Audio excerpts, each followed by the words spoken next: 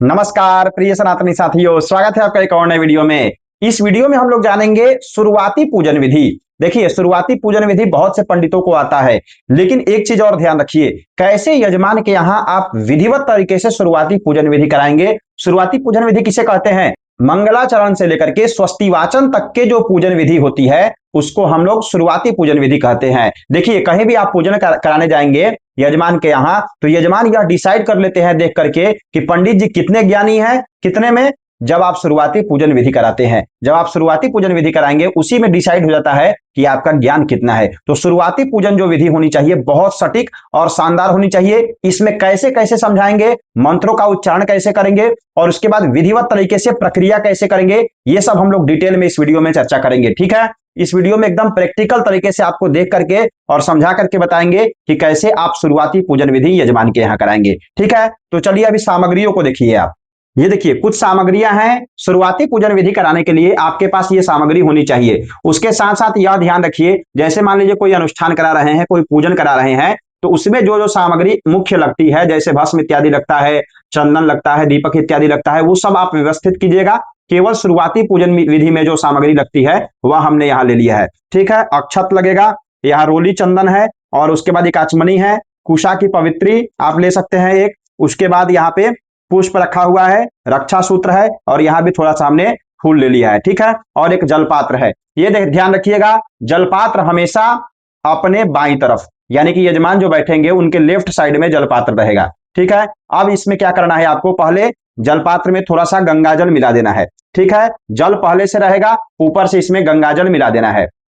चलिए अब हम लोग पूजन की प्रक्रिया को देखते हैं। चलिए अब हम इस प्रकार से समझेंगे कि यजमान के यहां हम करा रहे हैं और आप लोग देख रहे हैं, इस प्रकार से यह वीडियो को देखिएगा। तो चलिए अब हम यजमान को कैसे समझा करके कराएंगे यह देखिए। चलिए यजमान जी हाथ जोड़िए और समस्त देवी देवतागण को नमस्कार कीजिए। अपने कुल देवता, ग्राम देवता, क्षेत्रीय देवी देवतागण सहित गणपति जी महाराज, लक्ष्मी नारायण भगवान, शंकर भगवान, जगत जननी जगदम्बा दुर्गा मैया और समस्त देवी देवतागण को नमस्कार करते हुए आग्रह कीजिए कि हे प्रभु, हे मैया, हम सब पूजन प्रारंभ करने जा रहे हैं। जो भी पूजन हो सकता है, सत्यनारायण भगवान की कथा पूजन प्रारंभ करने जा रहे हैं। आप सभी को हमें आशीर्वाद दीजिए ताकि इस पूजन काल में हमारा मन स्थिर रहे और पूजन में हमारी भावना प्रबल हो और श्रद्धा पूर्वक हम यह पूजन कर सके, ऐसा आशीर्वाद दीजिए। इसके बाद हाथ जोड़ेंगे यजमान। ओम गणनाथ सरस्वती रवि शुक्र बृहस्पति पंचैतां संस्मरे नित्यं वेदवाणीं प्रवर्तयेत्। गुरुर्ब्रह्मा गुरुर्विष्णुः गुरुर्देवो महेश्वरः गुरुः साक्षात् परब्रह्मा तस्मै श्री गुरवे नमः। ठीक है, इस प्रकार से मंत्र बोल सकते हैं। आप चाहे तो एक वैदिक मंत्र मैं बोल दे रहा हूं, इसको भी बोल सकते हैं। हरि ओम मा, ओम मा सूर्यरश्मिरे हरिकेशः पुरस्तात् सविता ज्योतिरुदयं अजसरं मा तस्य पूखा प्रसवे जाति विद्वांसं पश्यन् विश्वा भुवनानि गोपाः।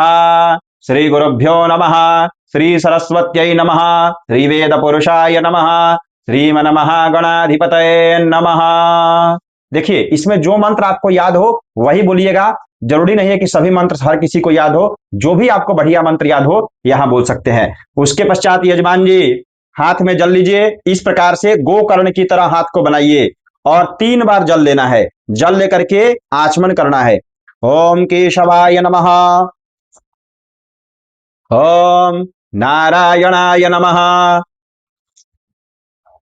ओम माधवाय नमः। उसके बाद हाथ धो लेना है।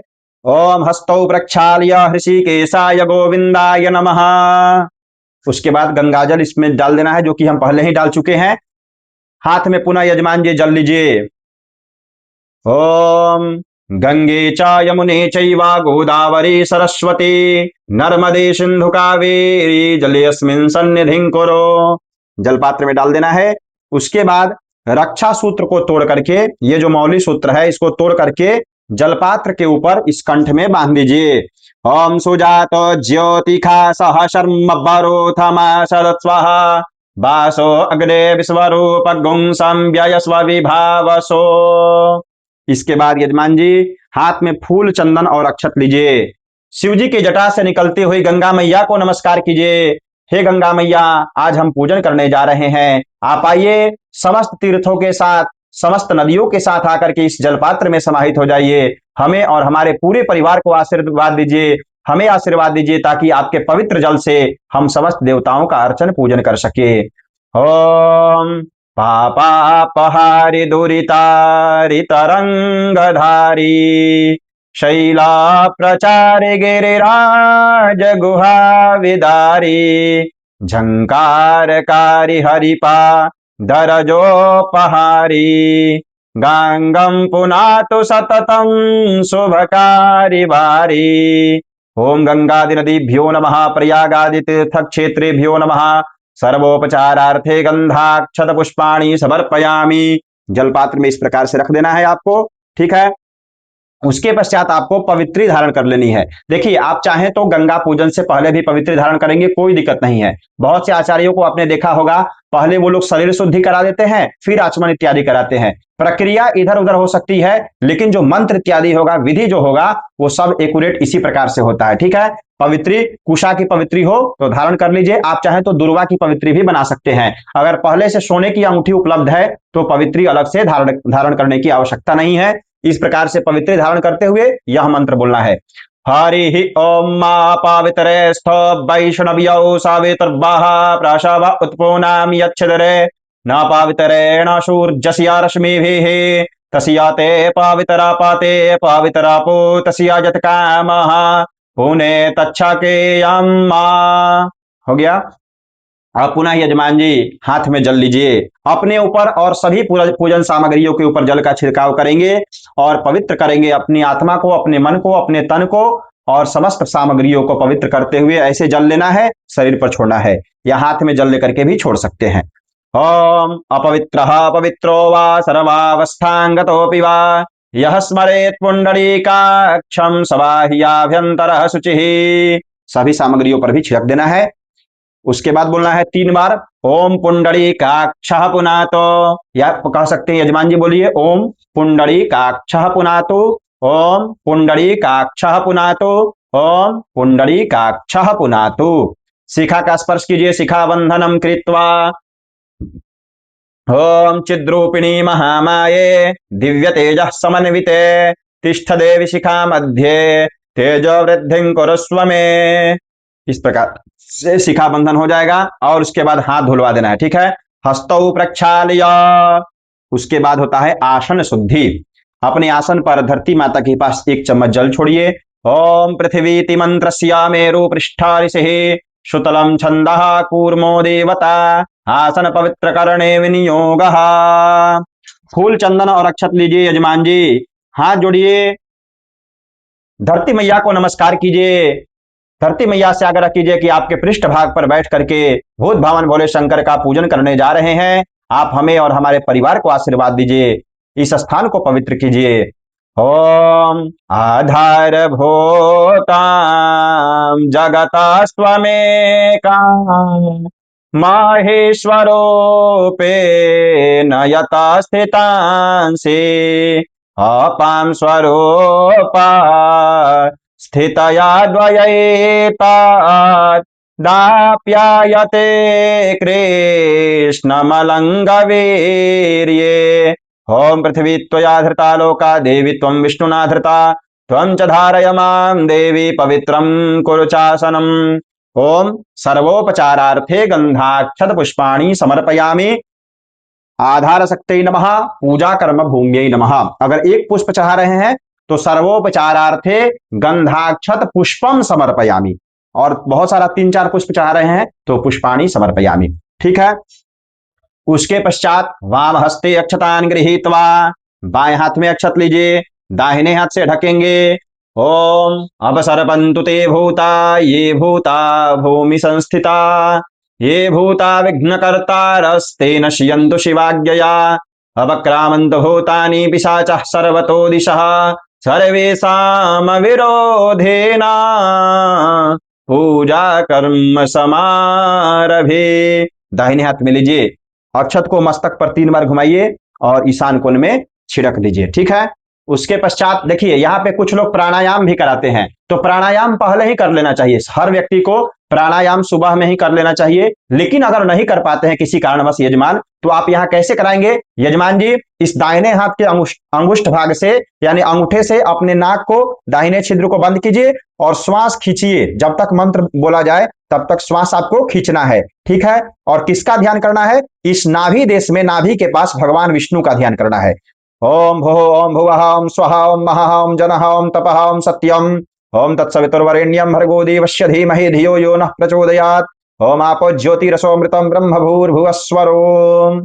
जब यह मंत्र आप बोल देंगे तो तब तक यजमान जी श्वास को खींचेंगे और यहाँ भगवान विष्णु का ध्यान करेंगे। उसके बाद इस 2 अंगुली से, देखिए ये कनिष्ठिका अंगुली और ये रिंग फिंगर, इस दोनों अंगुली से और अंगूठे से दोनों नाकों को बंद करना है और फिर आपको यही मंत्र दोबारा रिपीट करना है। तो तब तक ये नाक को बंद रखेंगे। और तीसरा जब आप मंत्र बोलेंगे तो उस समय अंगूठे को हटा लेना है और बाएं छिद्र को बंद रखना है। ठीक है, और धीरे धीरे इस अंगूठे वाले यानी कि दाहिने नाक से हल्का हल्का श्वास को छोड़ना है और तीनों समय यह जो मंत्र आ रहा है आपके स्क्रीन पर, इसको बोल देंगे। इसको क्या कहते हैं? पूरक, कुंभक और रेचक, ये 3 प्राणायाम होते हैं। आप चाहे तो यहां करा दीजिए। ठीक है, उसके पश्चात होता है दीप पूजन। ठीक है, दीपक प्रज्वलित है, कहां दीपक को जलाएंगे?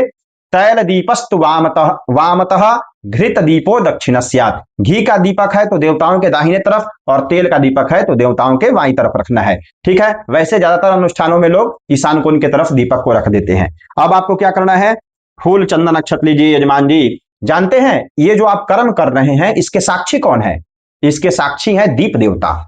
हाँ, ये जो दीप देवता यहाँ उपलब्ध है यही आपके इस कर्म के साक्षी हैं, यानी कि एविडेंस है। जैसे आप लोग जाते नहीं है कोर्ट कचहरी में तो कहते हैं कि हमारा यह साक्षी है, यानी कि ये मेरा प्रमाण है, ये मेरा एविडेंस है। उसी तरह यह जो पूजन आप कर रहे हैं भगवान के समीप अगर आप कर रहे हैं पूजन, तो उसके साक्षी दीप देवता हैं। उनका ध्यान कीजिए, उनसे आग्रह कीजिए, हे दीप देवता, जिस प्रकार से आप प्रज्वलित रहते हैं, ऊर्जावान रहते हैं, तेजोमान रहते हैं, उसी प्रकार से हमारे जीवन में, हमारे बच्चों के जीवन में ऊर्जा और प्रकाश की वृद्धि कीजिए। सत्य की मार्ग पर रखिए, धर्म के मार्ग पर रखिए और हम सभी को आशीर्वाद दीजिए। श्रद्धा पूर्वक दीप देवता को नमस्कार करेंगे।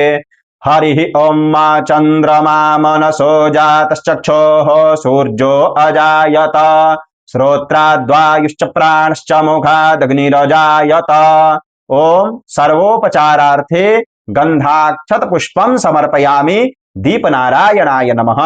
दीपक के पास चढ़ा दीजिए और प्रणाम करते हुए बोलेंगे ओम भोदीपदेव रूपस्त्वं कर्म साक्षी विघ्नकृत यावत् कर्म समाप्ति स्यात् तावत् त्वं सुस्थिरो भव प्रसन्नो भव वरदो भव दीप नारायणाय नमः।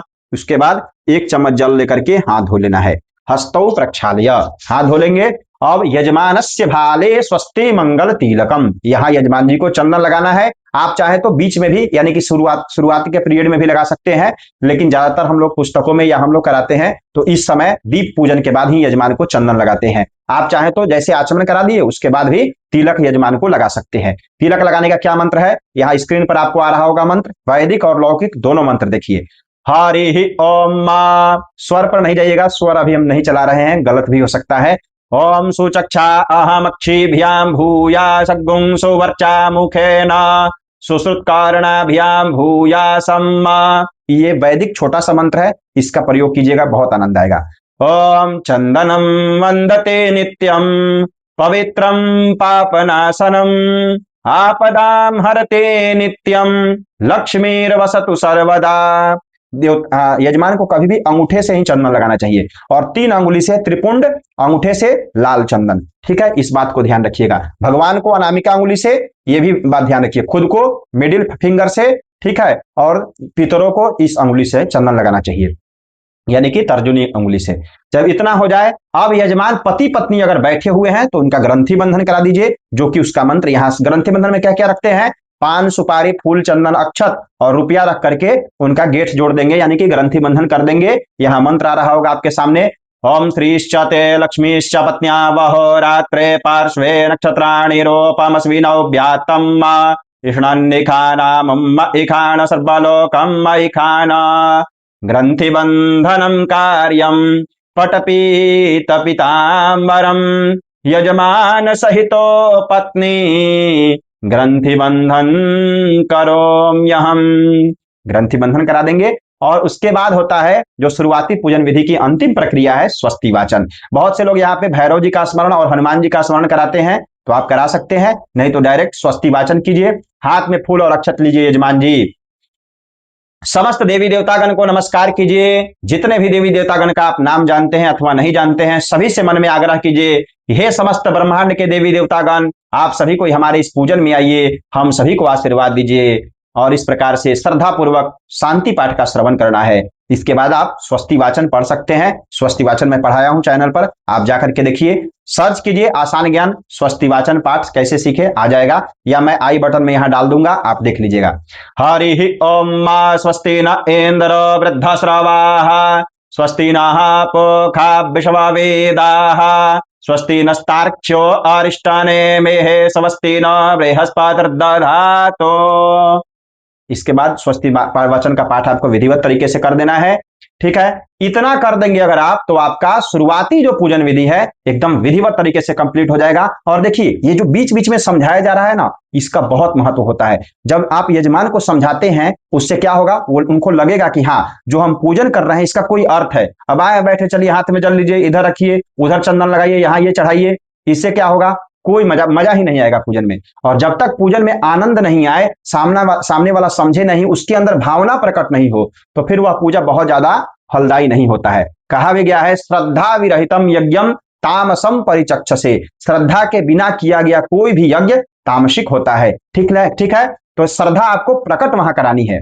ठीक है, एक अच्छा अध्यापक कौन होता है? एक अच्छा अध्यापक वही होता है जो सामने वाले को अच्छे तरीके से संतुष्ट कर दे। उसी प्रकार से एक अच्छा पंडित कौन होता है? जो यजमान के अंदर भावना जागृत कर दे। हाँ, कुछ लोग का मेंटालिटी ही होता है, जो भावना कितना भी जागृत कीजिएगा वो उनके अंदर होने वाला नहीं है, तो वहां तो आप कुछ नहीं कर सकते हैं। लेकिन जहां प्रयास करें, संभव हो, वहां यह जरूर कीजिए। ठीक है, अगर आप चाहते हैं किसी प्रकार का पीडीएफ हमसे लेना, तो इस नंबर पर संपर्क कीजिए। अगर आप चाहते हैं कि हमसे किसी प्रकार का ऑनलाइन क्लास से जुड़ना, तो आप इस नंबर पर व्हाट्सएप करके पता कीजिए कि कब क्लास कौन सी चल रही है, क्या सीट उपलब्ध है कि नहीं। और ऐसे ही चैनल से जुड़े रहिए। इसी प्रकार के आनंददायक वीडियो हमारे चैनल पर हमेशा आते रहेंगे। इतना धैर्य और प्रेम से संपूर्ण वीडियो को देखने के लिए आपका बहुत बहुत धन्यवाद। वीडियो को लाइक करके जरूर जाइए। जय माता दी, हर हर महादेव।